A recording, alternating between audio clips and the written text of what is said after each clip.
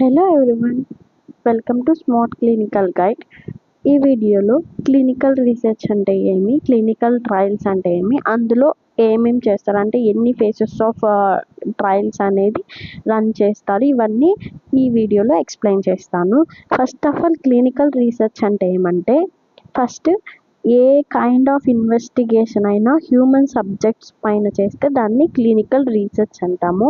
అంటే which AIIMS to it refers to any kind of investigation in human subjects which aims to discover or check the clinical, pharmacological and other pharmacodynamic effects of an investigational product.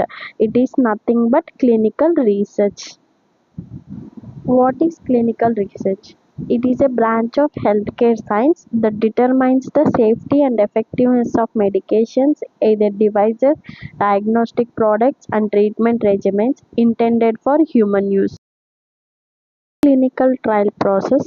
Clinical trial is nothing but testing the new drug. Clinical trial is nothing but testing the new drug or product. Clinical trial is a systemic investigation in human subjects for evaluating the safety and efficacy of any new drug. Efficacy means effectiveness of drug. Clinical trials are a set of tests in medical research and drug development that generate safety and efficacy data for health interventions in human beings. Clinical trials అంటే ఒక human subjects పైన test చేయడం, ఏదైనా ఒక drug మాలిక్యూల్ని కానీ ఒక drug ప్రోడక్ట్ని కానీ టెస్ట్ చేసి ఆ డ్రగ్ వల్ల ఎంత పర్సంటేజ్ సేఫ్టీ ఉంది, ఆ డ్రగ్ ఆ డిసీజ్ పైన ఎంత ఎఫెక్టివ్గా వర్క్ అవుతుంది అని టెస్ట్ చేస్తాము. దెన్ క్లినికల్ ట్రయల్స్ అంటే ఒక సెట్ ఆఫ్ టెస్ట్స్ అనమాట. అంటే ఒక మెడికల్ రీసెర్చ్లో ఒక గ్రూప్ ఆఫ్ టెస్ట్, అందులో ఏం చేస్తారంటే డ్రగ్ డెవలప్మెంట్ జనరేట్ చేయడము, ఏదైతే డ్రగ్ డెవలప్మెంట్ జనరేట్ చేస్తారో దాన్ని ట్రయల్స్ చేసి ఆ డ్రగ్ వల్ల ఎంత పర్సంటేజ్ సేఫ్టీ ఎఫికసీ ఉంది ఆ డేటానంతా ఫైండ్ అవుట్ చేయడము. దేనికోసం అంటే health interventions in human beings అనమాట, for health interventions in human beings. Clinical trials are conducted only when satisfactory information has been gathered on the quality of the non-clinical safety. Healthy authorities ethics committee approval is granted in the country where approval of the drug is sought. Clinical trial is the mainstay for bringing out new drugs to the market. Clinical trials అంటే clinical trials చేయడం వల్ల మనకి main వే అనమాట. అంటే దానివల్ల మనకి మార్కెట్లోకి new drugs అనేది రిలీజ్ అవుతుంది. ఫర్ ఎగ్జాంపుల్ కరోనా తీసుకుంటే కరోనా వ్యాక్సిన్ అనేది, కరోనా అనేది న్యూగా పాండమిక్ డిసీజ్ అనమాట. అంటే న్యూగా ఎవాల్వ్ అయిన పాండమిక్ డిసీజ్. ఆ టైంలో ఈ క్లినికల్ ట్రయల్స్ చేసి ఫేసెస్ చేసి వ్యాక్సిన్ని వాళ్ళు ఫైండ్ అవుట్ చేస్తుంటారు. అంటే ఫైండ్ అవుట్ చేసిన తర్వాతనే కదా మనకి న్యూ డ్రగ్ అనేది మార్కెట్లోకి రిలీజ్ చేసి పీపుల్స్ పైన ఆ వ్యాక్సిన్స్ అనేది వేశారు. డైరెక్ట్గా ఎప్పుడు కూడా ఒక న్యూ డ్రగ్ని మార్కెట్లోకి రిలీజ్ చెయ్యము. ఎందుకంటే దానివల్ల వాళ్ళకి మళ్ళీ సైడ్ ఎఫెక్ట్స్, అంటే ఎక్కువ అడ్వర్స్ ఎఫెక్ట్స్ రావచ్చు, సీరియస్ అడ్వర్స్ ఎఫెక్ట్స్ రావచ్చు. ఇవన్నీ చెక్ చేసి సేఫ్టీ ఎఫికసీని చెక్ చేసి ఆఫ్టర్ దట్ ఆ న్యూ డ్రగ్ని మనము మార్కెట్లోకి రిలీజ్ చేస్తాం. బిహైండ్ దట్ చాలా ప్రాసెస్ అనేది, అంటే ట్రయల్స్ ఫేసెస్ అనేది చేస్తారనమాట. సో ఆ ఫేసెస్ ఎన్ని ఫేసెస్లో క్లినికల్ ట్రయల్స్ చేస్తారని ఇప్పుడు ఎక్స్ప్లెయిన్ చేస్తాను. Drug review steps. First pre clinical అంటే అనిమల్ టెస్టింగ్ అనమాట. After that pre clinical testing అయ్యి INDA అప్లికేషన్ ఫామ్ అనేది, ఏదైతే మనము ప్రీ క్లినికల్ టెస్ట్లో డేటా కలెక్ట్ చేస్తామో ఆ డేటాను బేస్ చేసుకొని INDAని మనము రెగ్యులేటరీ అథారిటీస్, అంటే ఒక గవర్నమెంట్ లాగా హయ్యర్ అథారిటీస్ వాళ్ళకి సబ్మిట్ చేశాక, వాళ్ళు అప్రూవల్ చేశాక మనం phase 1, phase 2, phase 3 స్టడీస్లోకి ఎంటర్ అవుతాము. అంటే 3 phases స్టడీస్. 3 ఫేజెస్ స్టడీస్ అనేది కండక్ట్ చేస్తారు. దెన్ phase 1, phase 2, phase 3 అయ్యాక మనకి డేటా ఏదైతే వస్తుందో ఆ డేటాని మనము న్యూ డ్రగ్ అప్లికేషన్ ఫామ్ చేసి, అంటే ఒక అప్లికేషన్లో ఆ డేటా మొత్తం ఎంటర్ చేస్తాం. అంటే pre clinical data, clinical data, 3 phases data, phase 1, phase 2, phase 3 data, ఈ 3 డేటాని ప్లస్ ప్రీ క్లినికల్ డేటా మొత్తం టోటల్ డేటాని న్యూ డ్రగ్ అప్లికేషన్ ఫామ్లో మనం అప్లికేషన్ ఫామ్లో ఎంటర్ చేస్తే దాన్ని ఎన్డీఏ అంటాం. అంటే న్యూ డ్రగ్ అప్లికేషన్. దీన్ని రెగ్యులేటరీ అథారిటీస్కి నెక్స్ట్ సబ్మిట్ చేస్తాం. సబ్మిట్ చేశాక వాళ్ళకి రెగ్యులేటరీ అథారిటీస్ సబ్మిట్ చేశాక వాళ్ళు అప్రూవల్ ఇస్తారు. అప్రూవల్ ఇచ్చిన దాన్ని మార్కెటింగ్ అప్రూవల్ అంటాం అనమాట. ఎప్పుడైతే అప్రూవల్ మనకి రెగ్యులేటరీ అథారిటీస్ నుంచి వస్తుందో after submitting NDA, new drug application submit చేశాక వచ్చే అప్రూవల్ అనేది మార్కెటింగ్ అప్రూవల్. ఆఫ్టర్ దట్ మనం డ్రగ్ని డైరెక్ట్గా మార్కెట్లోకి రిలీజ్ చేస్తామన్నమాట. రిలీజ్ చేశాక మనకి 4th ఫేజ్ అనేది స్టార్ట్ అవుతుంది అనమాట. అంటే ఎఫ్డీఏ వాళ్ళు if either approval are not approval, వాళ్ళు అప్లికేషన్ని అప్రూవ్ చేయొచ్చు. అప్రూవ్ చేశారంటే 4th ఫేజ్ స్టడీని మనం కండక్ట్ చేయొచ్చు. అంటే ఆ 4th ఫేజ్ స్టడీ అనేది కంటిన్యూ అవుతుంది. అంటే post marketing surveillance phase study.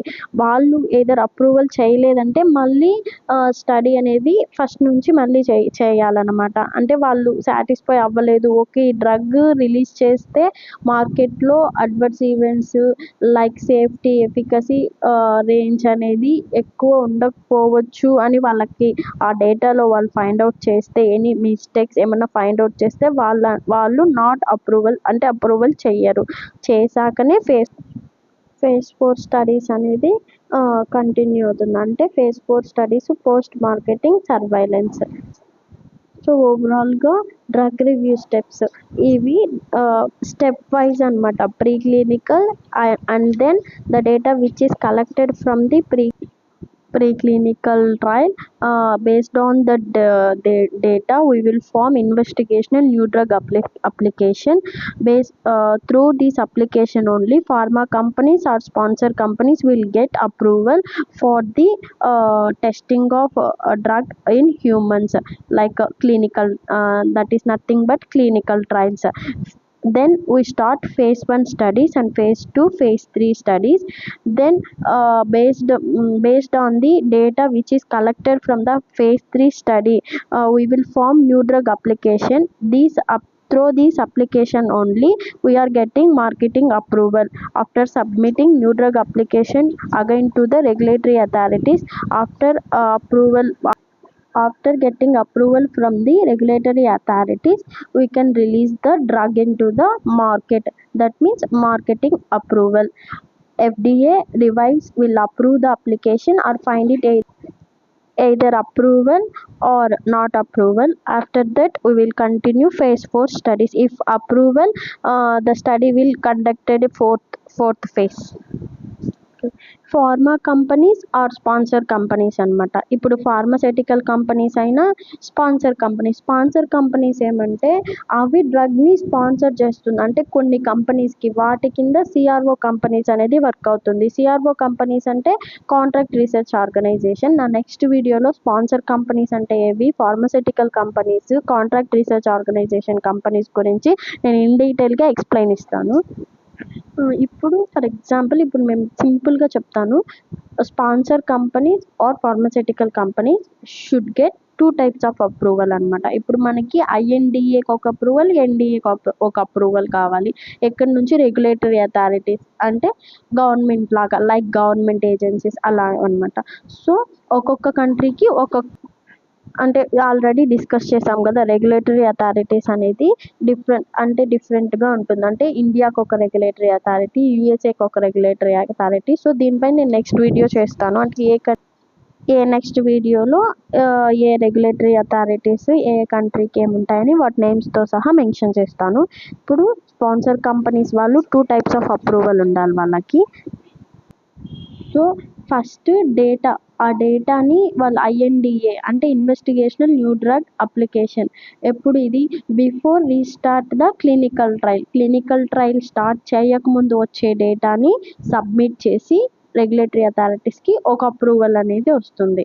After ఆ అప్రూవల్ ఓకే అయ్యాక ఆఫ్టర్ దట్ వాళ్ళు మళ్ళీ క్లినికల్ ట్రయల్ అనేది స్టార్ట్ చేస్తారు. అంటే before start marketing, after completing of phase 3 or before we start marketing phase, we get one type of approval, that is nothing but new drug application, that is marketing approval. After submitting new drug application, we get marketing approval.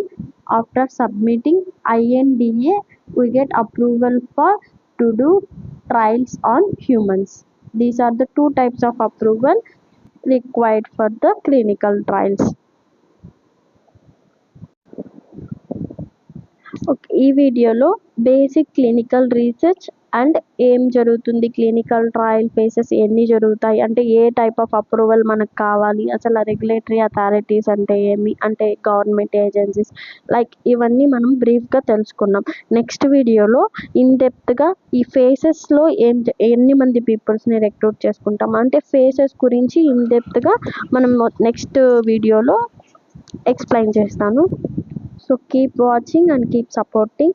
Next upcoming వీడియోస్లో clinical trial faces గురించి explain చేస్తాను. So thank you for watching my video.